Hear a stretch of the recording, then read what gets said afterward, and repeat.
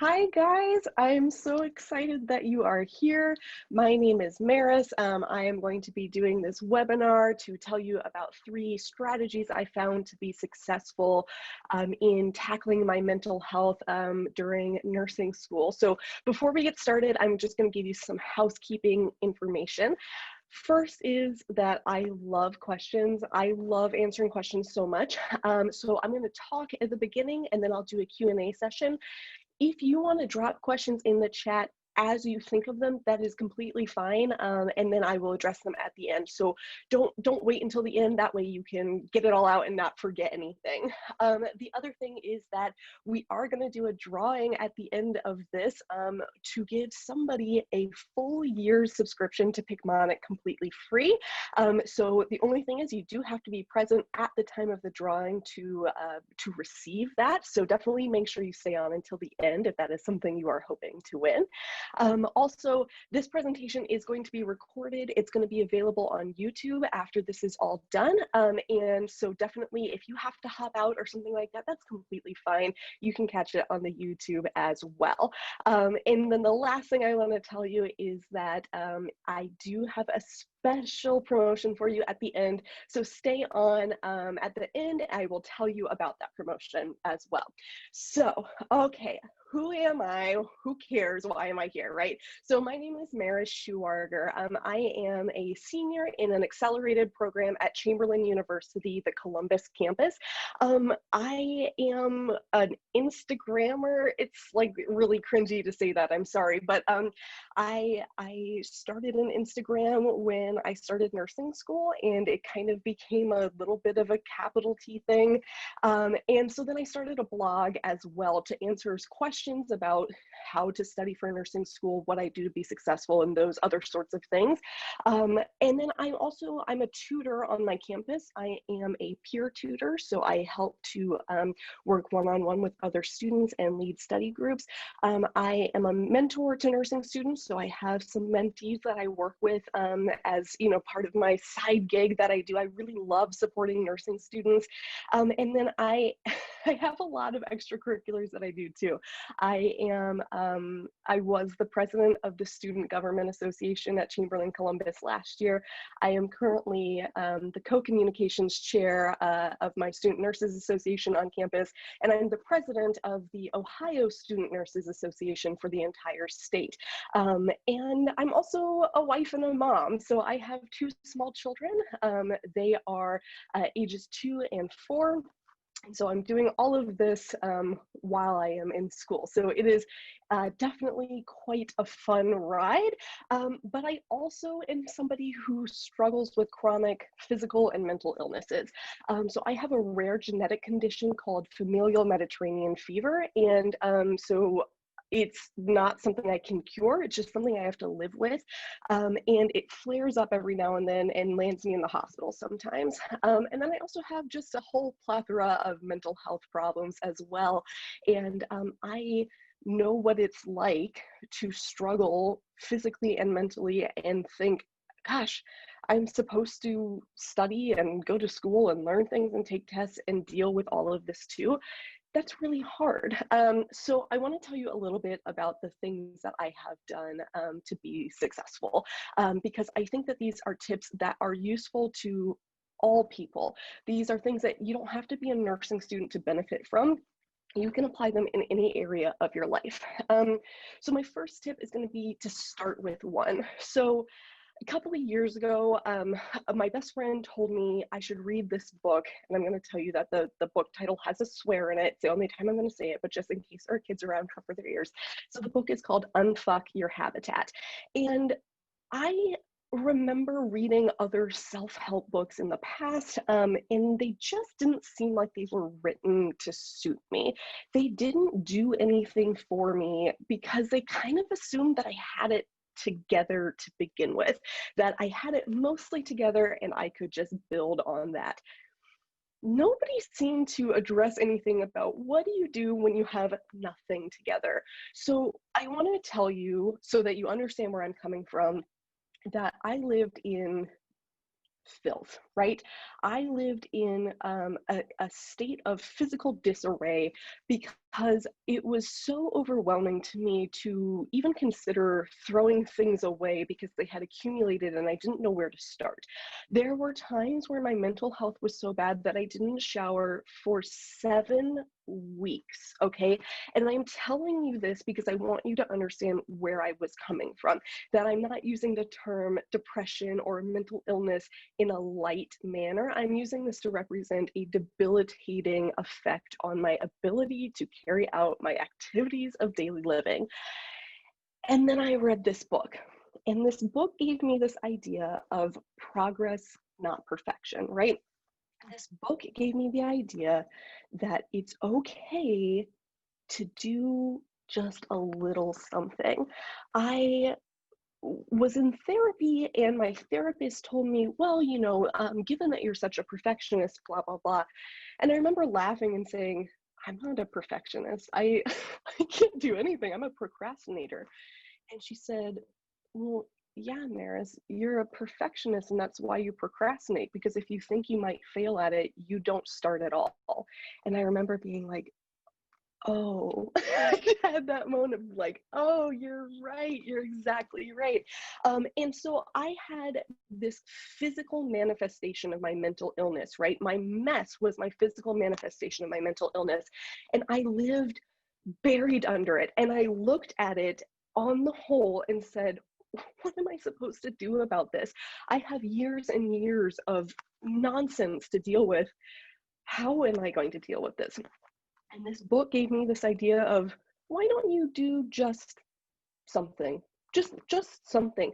Why don't you put away one box? Why don't you do the dishes? You know what? Don't even worry about doing the dishes. Why don't you wash one dish? If you wash one dish, you have one clean dish, and that is better than where you started from. And I slowly started to put this idea in my head of progress, not perfection, right? And this applies to school. This applies to nursing school, to studying, to whatever program you might be doing. This applies to work or taking care of your house or anything like that. Sometimes I don't have it in me to sit down and crank out 50 practice questions. Sometimes I don't have it in me to sit down and write my research paper, right?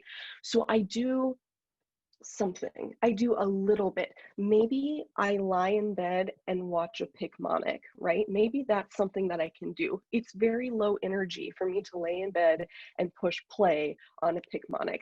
Maybe I watch a Kathy Parks video. Maybe I find one article for my research paper. Meris, just find one article and then you can call that a success for the day.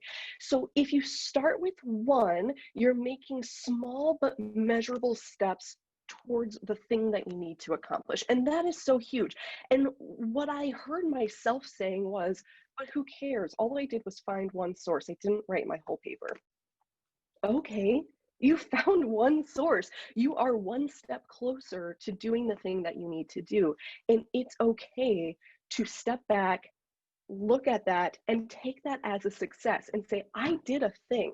I did a thing and it has me one step closer to my goal. So that's really, really important. And the other thing is, I think it's so easy to look at nursing school as a whole and say, oh God, oh God, right? That's so easy. One of the things that I work with students a lot in is they'll be in like a very introductory class and they'll say to me, I hear pharmacology is really hard. And I would say, yeah, I'm sure if you took pharmacology right now, it would be really hard because you haven't laid the foundation to get you where you need to go. My mom always says, don't borrow trouble.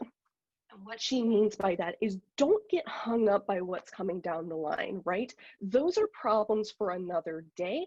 Don't make that a problem for you right now, because if it's not on your plate for this class, for this week, for this day, you are wasting your time and you are wasting your brain power for things that you could be thinking about later, right? And that's really, really important. It's important to use your brain power wisely, because I understand that time is very limited in nursing school. And if you're spending your time worrying about what's coming down the line, you're not going to be able to be productive in this moment. So don't worry about pharmacology. Don't worry about capstone. Don't even worry about the test that is in 5 weeks. Worry about what's happening right now. Because if you can worry about the thing that is immediately on your plate, you can make measurable change. So that's one of those things that I think is really important, because it is easy to get buried under the weight of the anxiety of the things that's coming down the line, and lead you to be so paralyzed by your fear that you can't do anything to help you right now. The other thing that goes sort of hand in hand with that is this idea of you're not where you are going to be. The student that I am today, I'm in critical care right now. I'm finishing up critical care. I'm about 6 months away from graduating. The student I am today is so different from the student I was when I started this program a little bit over 2 years ago. I know things now that I didn't know then. So if you put me in critical care right after I took pathophysiology, of course I would have failed miserably. But if I could look at the fact that everything builds on everything else and take that in and recognize that I am exactly where I am supposed to be, then you can recognize that when I get to those things in the future, I will be able to handle them. So what did I do? I started with one. Okay, so I started with one. I unpacked a box. I unpacked one box. I threw away one bag's worth of trash. I started there. And when I had energy to do more, I did more, right? I started with watching one Picmonic, and then it would progress to watching multiple Picmonics, and then opening a book, and then taking notes, and then doing practice tests, right? You use the momentum that you have. And when I lost steam, I gave myself a break. And that's important too. You need to recognize that rest is a productive activity. And when you allow yourself to rest, you are allowing yourself the space and the grace to pause and recover and reset so that you are better equipped to handle what is coming in the future. So this is one of those things I want you to internalize: progress, not perfection. It is okay to start with one. It is okay to do a little bit of work. It is okay that you haven't completed the paper. All you've done is write the outline. You wrote the outline. That's amazing, and you should be proud of yourself. So I want you to take this idea of starting with one and apply it to everything in your life. Now I have a house where if somebody came into my house right now, if my in-laws knocked on the door unannounced, I wouldn't say, "Oh God, pretend we're not home," because they can't see the house we live in, right? Now I have a house where if somebody walked in unexpected, I would not be embarrassed to say this is how I live, because I started with one. Did it take me 2 years to get to this point? It sure did. But it took me 2 years to get this point without killing myself doing it. And I think that's worth doing. So take your time, recognize that you're exactly where you are meant to be, start with one, and do progress, not perfection. Okay, so my second tip of the day. This is my favorite tip, and it's because nobody told this to me, so I get to take full ownership for it. I am sure somebody out there has this great idea too, but this came to me by myself, and this is something that I use every single day, and I think is very, very, very important.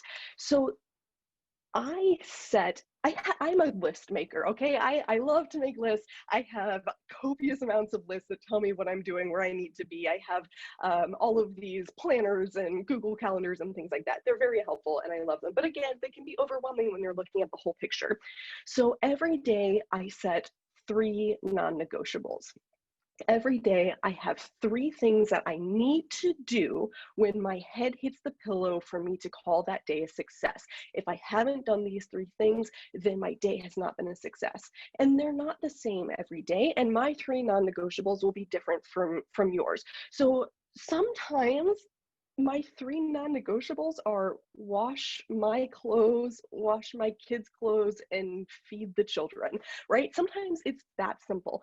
Sometimes my 3 non-negotiables are call and make a doctor's appointment, write a term paper, and feed the children. Usually keep the children alive is one of my 3 non-negotiables, right? Sometimes they are visiting the in-laws or something like that, but usually keep the children alive is one of my 3 non-negotiables. So if at the end of the day I did just those three things, I'm successful. I am successful for that day. And I get to go to bed and say, Maris, you did your three tasks that you had to do today. Good for you. You can be proud of yourself. Sometimes I have more energy, right? And I can do other things. Sometimes I can say, you know what? I did the laundry. I started the outline for my paper and I'm in a good mood. I'm going to keep working on this paper. I'm going to write this section. And you know what? I wrote that section. I'm ready to move on to the next section. And after that, I'm going to call the doctor and make that appointment. And after that, I'm going to do more laundry. And that's awesome.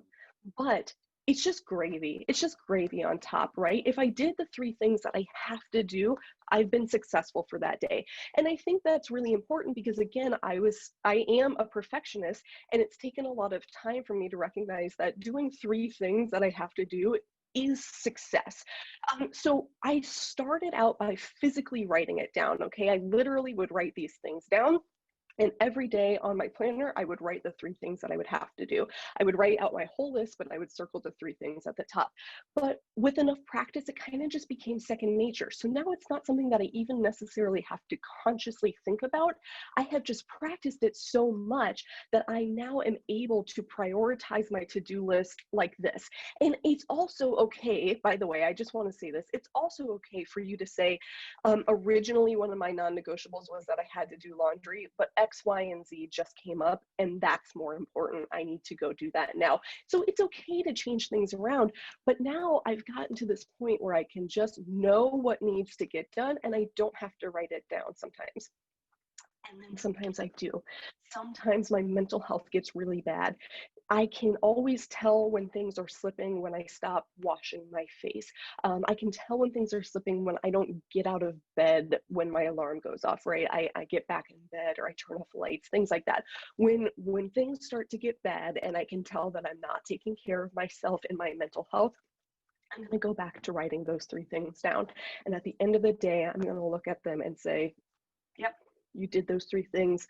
Even if you don't feel like you are successful, you have been successful today. So that is kind of my three non-negotiable trick. I think it's really helpful. I have implemented this with some of the students that I mentor, and this has been widely successful for them, especially if you are someone who struggles with what we call executive dysfunction. I can see the idea that I need to get from point A to point B, but I don't know the steps to get there. This is a really good way to start practicing those steps, getting that idea in your head of, I'm going to do these three things and then I'll be successful. So I would really recommend trying this out. Give it a solid couple of months of trying it, really see, and before you know it, you're not going to have to write it down anymore because you're going to be a pro at it. Okay, so my last thing that I want to tell you about is harm reduction. If you're in nursing school or you work in medicine, you probably know what the idea of harm reduction is. But harm reduction is this technique that we use in healthcare, which is sometimes a person can't stop a destructive behavior entirely. So let's say you're a pack-a-day smoker, and I say to you, you need to stop smoking. And you say, I just can't stop smoking. And the next time you come and see me and you say, guess what? I'm a half a pack-a-day smoker now. Am I going to say, can't quit all the way? Wow, I can't believe that. I'm going to say, good for you. Good for you for smoking less. Good for you for doing less of the destructive behavior, right? Same thing, if you are an alcoholic and you can cut down on the amount of alcohol you consume, you are still making a net benefit, a net gain to your life and your health. So this is a good thing. We practice this all the time in healthcare, and this is something that you will be familiar with. But this is also a really good thing for your life as well. So, my dad used to tell me all the time that anything worth doing is worth doing well. And that's kind of what made me a procrastinator, right? Because there were a lot of things that I wanted to do, but I was afraid I wouldn't be good at them right away. So instead, I want to posit to you that anything worth doing is worth doing poorly. When I couldn't shower for 7 weeks, I want you to really think about that. 7 weeks of my life, I couldn't shower. You know what I did sometimes? I took a baby wipe and wiped my face. I took a baby wipe and wiped my armpits. Would you say that's that it's better to do that than do nothing at all, I certainly would. And I think that's a really, really great way to start. If you can't bring yourself, and this ties in with point number one, but if you can't bring yourself to do the whole thing, do part of the thing. If you can't bring yourself to study every chapter in your book for your exam, why don't you look at the key points? That's something, right? If you can't bring yourself to shower, wipe your face and your armpits and your groin with a baby wipe, okay? That's something. So it's just this idea that doing something is better than doing nothing. And it's okay to just do something. And I know what that's like because I have two kids. They're sleeping right here behind me. They're sleeping right here. And I know that sometimes I don't have it in me physically to study for school or to do the things I need to do or to write the papers I need to write. So do something. It ties in with this idea of start with one, but I just want you to get this idea that it's there's a lot of pressure on us that anything worth doing is worth doing well. Yeah, you know what? That's all well and good if you can just wake up one day and be successful at what you do. But if you have to put time and effort into the things that you do, which all of us do, then it's okay to do things poorly. You're not going to take a weekend seminar and be an amazing nurse, right? You're not. You're going to go to nursing school for 2 or 3 or 4 years and you're going to learn how to be an amazing nurse. You are going to make mistakes. You're going to screw things up along your way to being an amazing nurse. So anything worth doing is worth doing poorly. And I want you to hear that and internalize it and know that it's okay to practice harm reduction in your day-to-day life. Obviously, we strive to do the best thing. Obviously, I would love to sit down and write my whole paper, but sometimes that's not possible. Is it better for me to turn my paper in late than not at all? Yeah, absolutely it is. So do that. Start with something, right? Again, it's this idea of progress, not perfection. And I think that really can have a meaningful and measurable impact on your life. So I know I just gave you a ton of information, so let me kind of summarize it for you again, okay? So technique number one is don't borrow trouble, right? We're not gonna get hung up on what's coming down the line. We're going to worry about what is on our plate right now, and we're gonna stop wasting our brain power thinking about anything else that is in the future. That's a huge waste of your time. Don't do it. Technique number two is I want you to implement this idea of 3 non-negotiable tasks. Every day, you're going to say to yourself, for this day to be successful, when my head hits the pillow, I need to do 1, 2, and 3. And it's going to change every day, and that's okay. And if all you do is those 3 things, you've been successful. And it's okay if those 3 things are drink some water, take my meds, and put a little bit of food in my belly. That's okay. You will be successful at the end of the day. And then tip number 3 is practicing harm reduction, right? If we can't do the best thing, do something. Doing something is better than nothing. And that is one of those things that I really want you to internalize and recognize that it's okay if all I can do is this much. It's okay if all I can do is start with 1. I'm striving for progress, not perfection. So that is that. That's what I have to say to you today. I also want to mention that I do talk a lot about my own mental health struggles, the things that I've experienced in my life, and things that I have found to be successful on my Instagram. If you would like to follow me, that would be great. But also, I'm just so happy that you're here. So my Instagram is bsn_to_be, and I would love to talk to you there. And if you have questions, I am so happy to answer them. So let me see here. Do you have tips for managing anxiety and criticism? Oh boy, do I. So I was always a people pleaser. I was always somebody who worried extensively about what other people think of me. And to a certain extent, I still am. But in therapy, my therapist blew my mind one day when she told me what other people think about you is none of your business. And I remember thinking, huh? Excuse me? Of course it's my business. It has to do with me. And she said, Meris, it does not matter what other people think of you because their thoughts are their business. You have no business knowing what other people think of you. Oh, wow. So criticism is something you're going to experience, right? You're going to experience criticism, but is it constructive? Is it coming from people who love you, who care about you, who want to see you do great things and improve every day? Or is it coming from people who are, to use a colloquial term, haters, right? Are they just criticizing you because they have nothing better to do? It's none of your business. Don't worry about it. If somebody has good constructive feedback for you, obviously listen to that, and that's really helpful. But it's none of my business what other people think, especially if it has something to do with me. Um, Something that I keep to do from procrastinating. So I think this idea of the three non-negotiables is huge for me because it kind of gets me in this mood where I'm like, okay, today, all I have to do is just write the outline for my paper, right? Let's just take this as an example. All I have to do is just write the outline for my paper. And so I'll tell myself, Maris, just do this one thing, and then you can do whatever you want for the rest of the day. More often than not, I sit down, I write the outline, and then I realize, you know what, I'm already here, I'm already at my computer, I'm just going to do a little bit more. I'm just going to write 2 more sections and then I'll be done. And then before I know it, I've written half the paper, right? So if you can talk yourself into doing one thing, typically you can build on that momentum. Another thing I would mention is the Pomodoro method. It's this idea, and this is talked about in that book that I mentioned as well. It's this idea of working, breaking, working, breaking, working, big break. So in the book, they call them 25s and 5s. So working for 25 minutes and then taking a 5-minute break. You can kind of adapt it to your needs. But again, it's this idea of constantly telling your brain, okay, brain, if we can get through 25 minutes, we get to take a 5-minute break. And then you'll get to a nice big break and you'll kind of think like, oh, okay, you know what? I can stop right here, but I also could keep going. And that's so huge for me, is this idea that I can keep going.